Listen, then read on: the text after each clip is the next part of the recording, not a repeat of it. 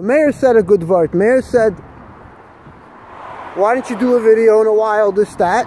And I said, you know, I never had the head for it. And I like using a good camera. And because that camera, you have to schlep it. So then once you prepare, you lose your thought. And it's true. If you have thoughts, you don't put them down. You can't write them. You don't record them. So Meir says, you know, stuff, memories from Crown Heights growing up. It's a new generation today. From the 80s are very precious and also very interesting. And there's lots of interesting details that are going to be very geschmack. So, that's true. And he gave a few examples and explained it very well. So, so when you want to, you know, some people, they're tired of it. They live in Crown Heights. They don't want to go to 770 Nebuch. Even my Zayda, who was a Chassid, he would go to Chevra Shas until the end of his days. He wouldn't go to 770. And it sucks because that place has memory. Of course, there's a lot of new things going on. So much that you feel like it's completely, you feel like the past is gone. You could feel like, you know, the Bachrim over there, the minority have the original Chabad. And, sorry about that. And the majority have they took over. Even non-Chabad guys are upset that they can't come and visit the 770 that they remember. Very interesting. By the way, I didn't do that. He tripped on his own skateboard. I just said sorry, like, to say something, to pass, you know. So anyway. So there's three brothers. There's Chesky, Moshe, and Yossi. Chesky doesn't care either way. Yeah, you marry a shiksa. First of all, you're not his classmate, like, you know. I'm saying personal, right? Hey, you're another guy. Okay, that was funny. Nice story about Lubavitch, saving Lubavitch. And there's Yossi, who's he's a loyal. If you make the whole basement, he doesn't like the whole job. He doesn't want it different, and he's pushy. Okay. And then there's Moshe. Now, okay, so Chesky, not too complicated. He just lives a good life. He doesn't make waves. He doesn't. He helps out. He contributes. He joins the Yalde. Comes to the dinners. Moshe Kotlarski's proud of him. Not too frum, but not the other way. He's not. You're not going to see him just get into his car one Shabbos and say, "I'm sorry, I have a bar mitzvah in Manhattan. I'm late."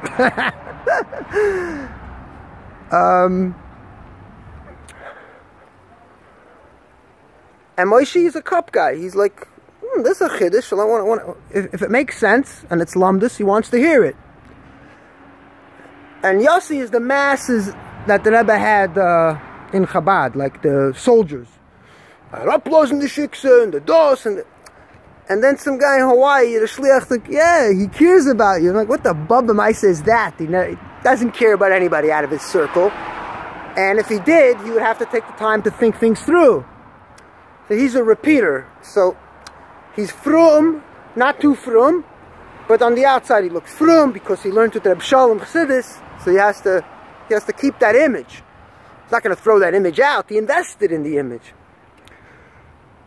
But you can't explain to him that Judaism is based on halacha. It's not based on the Rebbe or the Rebbe's hergish. And consequently, the hergish of the Chassidim. It's based on poskim. Which poskim? It depends where you live. There's the different poskim, and then there's halacha itself. It used to be enforceable, you know. So Moshe, you could explain a musig, you could explain something that we never knew. We went on Mitzrayim, we didn't know that there's non-Chabad rabbis and there's open Orthodox rabbis, or what you call the people who would play that they were not conservative or Orthodox. They would play like they're not involved in the party politics, right? They don't label themselves. Heimische guys, like you can imagine Eli Wiesel. Eli Wiesel never labeled himself Reform. There's one lady here in the city. she's from Boston, and she likes tradition, so she goes to Chabad for years. And her husband doesn't believe in anything, but he goes with her sometimes. He'll come. He's a Yid. His name is Velvel. He declares himself an atheist, but they have Shalom Bayis, and he's a Gvir, so a lot works out better. So she tells me I'm Reform. Like, I asked her, like, what do you think you are? She's like, I think I'm Reform. I said, no, you're not. You're Orthodox. You belong, if your rabbi has a black coat, doesn't matter if you go home and you don't have a sheitel. You're Orthodox. And I'll give you a little insight on that. So they go to shul, nothing happens. The daughter marries a guy, they have kids, the kids are Yidden, you know. I went to visit like a bacher with a yarmulke, and I wanted to teach them Torah and put tefillin on them. So then there's a tragedy. The daughter passes away in a car crash, and the shliach is not sure if he can go do a hakamas hamatzeva because it's a secular cemetery. It's not a Christian cemetery. And even if it is, it's a cemetery that happens to be Christians. It's not, it's Orange County, Newport Beach, the Wasps. It's, but it's, secular, mostly. And that means that there's a mix of Yidden and Goyim. It's bodies buried over there. So he's their rabbi, but all of a sudden he can't do it because they're choosing where they want to bury him. So, right, they're not fully listening to the Rav, like in the old days. Because if they were, then you're right, they'd be considered fully Orthodox. But their brand is still Orthodox. They go to Orthodox shul where they have to, who has to know?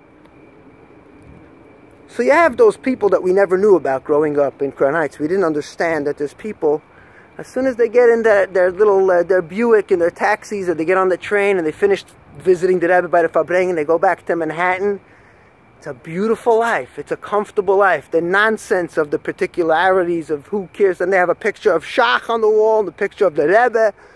It's all holy looking faces. Mickey Mouse, the Wizard of Oz, is all good for them, because it doesn't bother them in the slightest. So what do you do? So Chesky doesn't care. Yossi doesn't care, but he makes the Galach speech. And the Das, and the Jens, and the Don, Zurikumen. He makes the same speech like an angry Galach, but he also doesn't care. There's no follow-up. Not that I don't want to follow up. But thank God there's no follow-up, but I have to be honest that means that he doesn't care.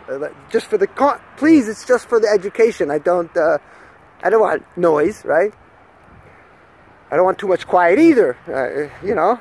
That's why we like to have Fabreng. We don't want to just completely retire and live on top of a hill somewhere. But you don't want bad noise.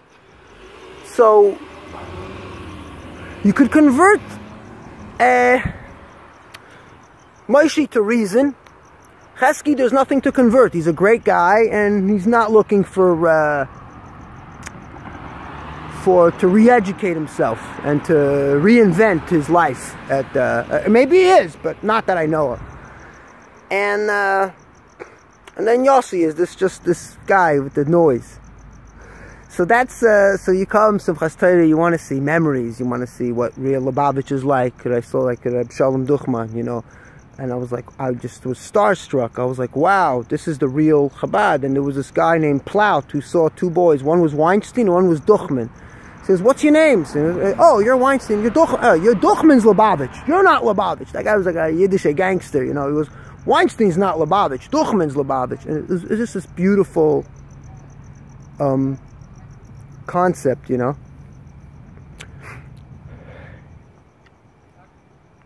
Lady talking to herself in the middle of the night. I mean, it's not middle of the night, but it's late. Anyway, yeah, that's the beauty. So how do you do it? It's not easy, but you have to try. You have to try, come, Fabreng, be around the right people, you know. And then a couple of guys like that, you know. The Rebbe had lots of people who were not clinically crazy, but he made them act crazy and cruel. And for no reason. Just for what? For Yiskadal V'Yiskadal Shmei Rabba, just to make himself famous? So it's a Unglück, hat uns befallen, but you have to not throw out, not trash. Reb Nachman of Breslov says in his stories about the simpleton, he didn't trash the tradition. He didn't lose the house. He got a simple house, B'Yerusha, but he didn't leave it. And the genius, the sophisticated one, he traveled the world and the house was destroyed, or it went in decay, and he lost the tradition. You know, so that's it.